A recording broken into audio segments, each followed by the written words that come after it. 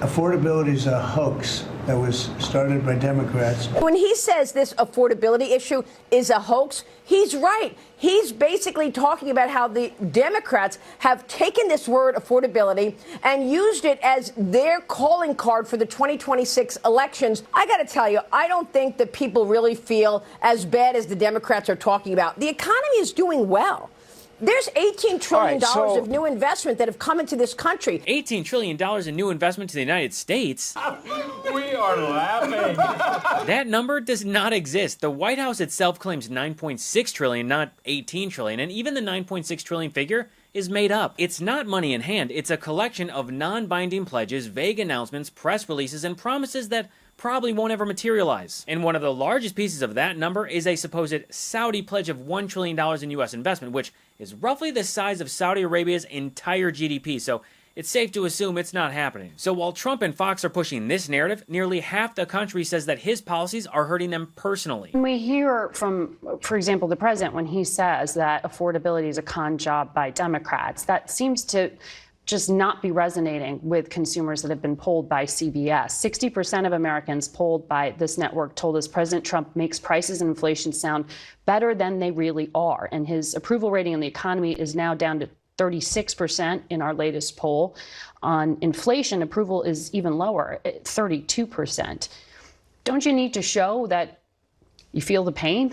Well, Margaret, I think the president's frustrated by the media coverage of what's going on. This is the polling of average Americans. Yeah, but I think the average Americans, they are hearing a lot of it from media coverage. And I will tell you that the affordability has two components. There's inflation, and then there's real incomes. Real incomes are up about 1%. And what we're not going to do is say that Americans don't know what they're feeling. We've been working on it every day. I was on your show on March talking about affordability. We've made a lot of gains. No, we have made zero gains. Everyday Americans are struggling while the president is doubling his net worth with personal ventures, throwing himself great Gatsby parties, renovating the White House, flying overseas to make selfish deals with the Middle East, and weaponizing the government to help his billionaire donor son pull off a hostile takeover. And if you dare point out that things are not affordable for everyone else, Trump doesn't disagree. He just says it's not real. He claims it's an illusion, a scam, a hoax made up by Democrats, which is the same thing he's doing with the Epstein files. It was a con job. Affordability, they call it, was a con job by the Democrats. No, the word that they use is a hoax. More than anything else, it's a con job by the Democrats. It's a con job. I think affordability is the greatest con job. They look at you and they say, affordability. They don't say anything else. Everyone says, oh. You know, there's this fake narrative that the Democrats talk about, affordability. They just say the word. It doesn't mean anything to anybody. Just say it. Affordability. I inherited the worst inflation in history. There was no affordability. Nobody could afford anything. Trump's own voters are noticing the lies. It was overtime. My kids' daycare went up. Can't afford the cost of food. Using credit cards for everyday expenses. No money left after their bills are paid. Pretty much just a whole bunch of financial mess. We changed presidents at the beginning of the year. We did. And the guy who moved into the White House said that he was going to fix it. Several times he said it would be easy. Absolutely. Has he fixed it? Absolutely not. I'm definitely waiting for him to fix it. Jones is a 3-time Trump voter, but she says he has simply failed to keep his promise to lower the cost of living. I'm very let down by that. Very, very let down because I feel like it's only gotten worse. And despite the polling, despite the prices, despite the fact that people can see their own bank accounts, Trump's response is still the same. Blame Joe Biden. I inherited very simply the highest prices in history, and I'm bringing them down really fast, led by energy. And when energy comes down, everything else comes down. But I've only been here a short while, and we gave them a beautiful, beautiful thing, and they destroyed it. They would have destroyed our country had they been allowed to stay. If we didn't win this election, if we had Kamala, who's the same as Joe, low IQ people, but if we had Kamala, you would have a country that would be right now in ruins. I believe that 100%. Trump has been in office 11 fucking months. That's not a short time or a transition period. That's ownership. And this doesn't happen by accident. It started when Trump forced his tariffs down everyone's throats and pretended that Americans wouldn't be the ones paying for them. You know, you can give up certain products. You can give up pencils. Because under the China policy, you know, every child can get 37 pencils. They only need one or two, you know, they don't need that many. But you always need steel. You don't need $37 for your daughter. 2 or 3 is nice, but you don't need $37. Who is buying that many dolls or pencils? Trump always reaches for the most unrelatable examples possible, like pencils and dolls as proof of his economic expertise. I mean, he's been saying the same thing since May, which was 1 month after his so-called Liberation Day tariffs. His administration saw the negative impacts almost immediately, and instead of admitting failure or adjusting course, they doubled down, gaslit the public, and started priming Americans to accept less. Said this week, got a lot of attention. You were at your cabinet meeting. You said, quote, I'm going to quote what you said, maybe the children will have $2 instead of $30. Yeah. And maybe the $2 will cost a couple of bucks more than they would normally. Are you saying that your tariffs will cause some prices to go up? No, I think the tariffs are going to be great for us because it's going to make us rich. But you said some dolls are going to cost more. Isn't that an acknowledgement that some prices will go up? I don't think a beautiful baby girl that's 11 years old needs to have 30 dolls. I think they can have 3 dolls or 4 dolls. Because what we were doing with China was just unbelievable. We had a trade deficit of hundreds of billions of dollars with China. When you say they could have $3 instead of $30, are you saying Americans could see empty store shelves? No, I'm not saying that. I'm just saying they don't need to have $30. They can have 3. They don't need to have 250 pencils. They can have 5. Now, before we keep going, I want to take a quick pause because with everything feeling heavy right now, the one thing that I've been holding on to is memories. Family, friends, and the moments we share with them. The next spot is for something genuinely meaningful in my own home as well as my family's, and it's actually something that helps support the show.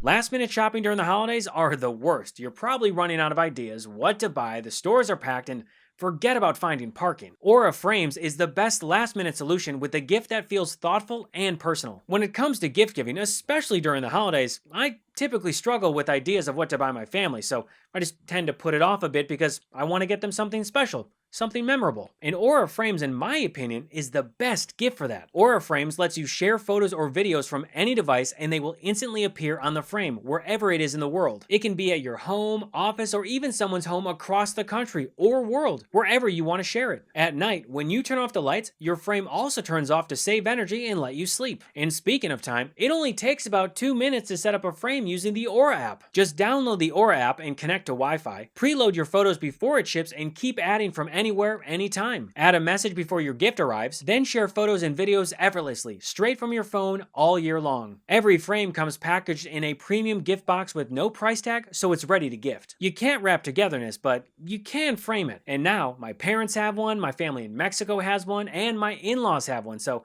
even though we may not always be in the same place, we can always share the moments that make us feel close. For a limited time, save on the perfect gift by visiting auraframes.com to get $35 off Aura's best-selling carver mat frames, named #1 by Wirecutter, by using promo code GABE at checkout. That's auraframes.com, promo code GABE. Terms and conditions apply. I wonder what grade you would give A+. your economy. A+. Yeah, A++++++. If the economy's doing well, then why does Trump need to tell people it's doing well like he's trying to convince a hostage? And if it's really doing as well as he claims, why does he and the White House need to tell people to purchase less? But first on affordability, since we were talking about the economy at the beginning, if the economy is as strong as the president has said it is, then why is he telling parents 2 weeks before Christmas that they should only buy 2 or 3 dolls for their children?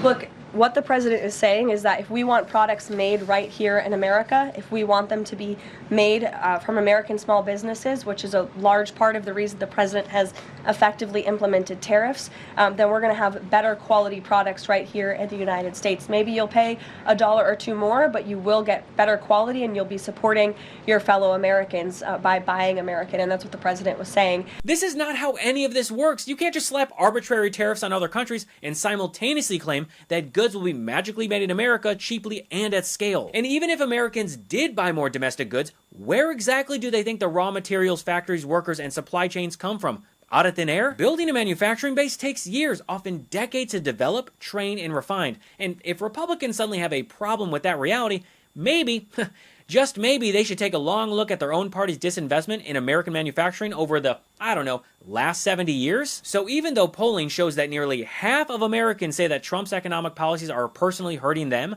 Maria Bartiromo on Fox News decided that the problem wasn't prices, it was reality. According to Bartiromo, Americans are wrong about what they're experiencing and that affordability is basically a Democratic psyop. People are frustrated with housing and the price of homes. People are frustrated with certain food items. But there are a number of things that President Trump has already been incredibly successful doing. So when he says this affordability issue is a hoax, he's right. He's basically talking about how the Democrats have taken this word affordability and used it as their calling card for the 2026 elections. They think that these Democrat wins that we just saw in Miami, in New York City, in other places like New Jersey, we shouldn't be surprised that the Democrats won those races. These are all blue states and cities, so it's no surprise there. What is a surprise is that after all of these years, the Republicans keep getting rolled over by the Democrats' messaging.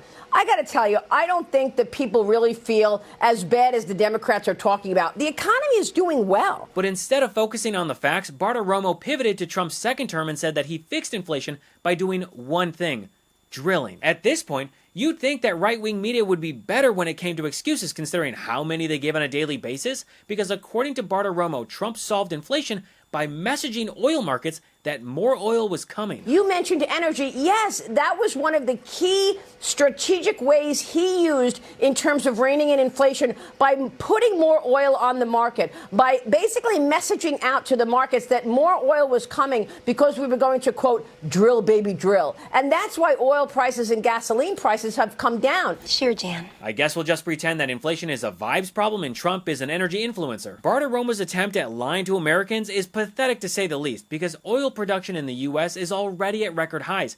Crude oil production under President Biden already surpassed Trump's first term, and because of Biden, it's been higher than at any point in history. The president has been doing a very good job in terms of rolling regulation, and don't underestimate this, Sean.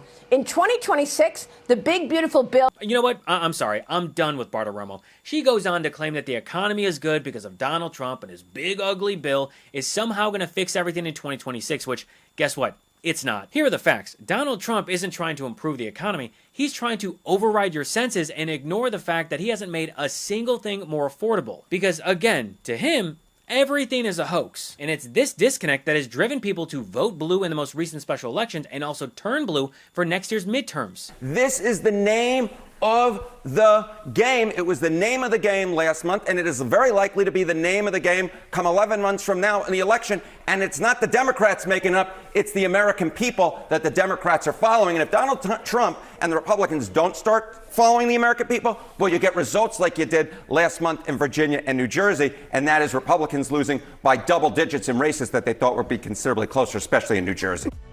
Thanks for watching What Was That? If you want more episodes, articles, and breakdowns, go to whatwasthat.show. Join the community and become a paid subscriber today. It's just me behind the scenes, so every bit of support really makes a difference. And if you'd rather listen on the go, you can find What Was That on Apple Podcasts, Spotify, or wherever you get your shows. Until next time, I'm Gabe Sanchez, and this has been What Was That?